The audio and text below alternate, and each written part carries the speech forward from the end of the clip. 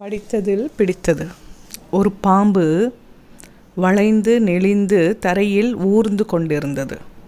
அதை பார்த்த ஒரு குட்டி குரங்குக்கு வேடிக்கையாக இருந்தது. மெதுவாக போய் அந்த பாம்பை கையில் பிடித்து விட்டது. பாம்பும் குரங்கின் கையை இறுக்கமாக சுற்றி கொண்டது.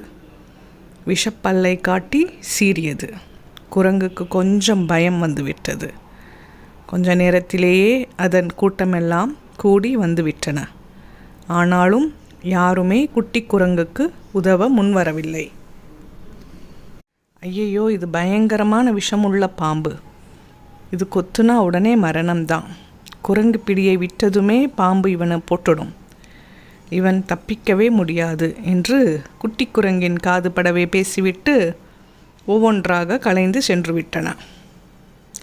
தன்னுடைய கூட்டமே தன்னை கைவிட்டு விட்ட சூழ்நிலையின் வேதனை, எந்த நேரமும் கொத்தி குதற தயாராக இருக்கும் நச்சுப்பாம்பு, மரண பயம் எல்லாம் சேர்ந்து குரங்கை வாட்டி வதைத்தன.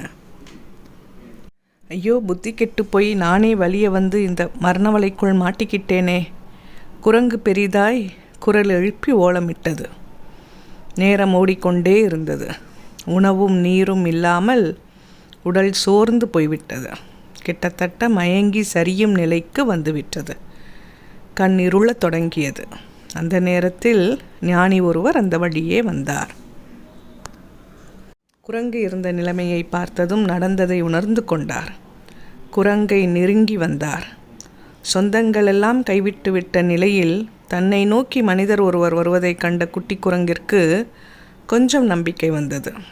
அவர் நெருங்கி வந்து சொன்னார், எவ்வளவு நேரம்தான் பாம்பை கையிலேயே பிடிச்சிக்கிட்டு கஷ்டப்பட போகிற, அதை கீழே போடு என்றார்.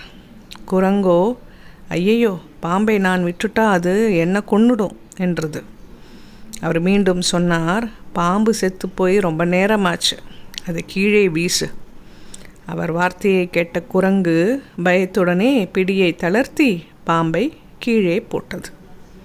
அட, நிஜமாகவே பாம்பு ஏற்கனவே குரங்கு பிடியில் செத்துதான் போயிருந்தது. அப்பாடா, குரங்குக்கு உயிர் வந்தது. அவரை நன்றியுடன் பார்த்தது. இனிமே இந்த முட்டாள்தனம் பண்ணாதே என்றபடி ஞானி கடந்து போனார். நம்மில் எத்தனையோ பேர் மனக்கவலை என்ற செத்த பாம்பை கையில் பிடித்து கொண்டு விட முடியாமல் கதறிக்கொண்டிருக்கிறோம். கவலைகளை விட்டொழியுங்கள், மகிழ்ச்சியாய் இருங்கள். படித்தேன், பகிர்ந்தேன். அன்புடன் வாசித்தமைக்கு நன்றி. சப்ஸ்கிரைப் செய்யாதவர்கள் சப்ஸ்கிரைப் செய்யவும் மற்றவர்களுக்கும் பகிரவும் நன்றி.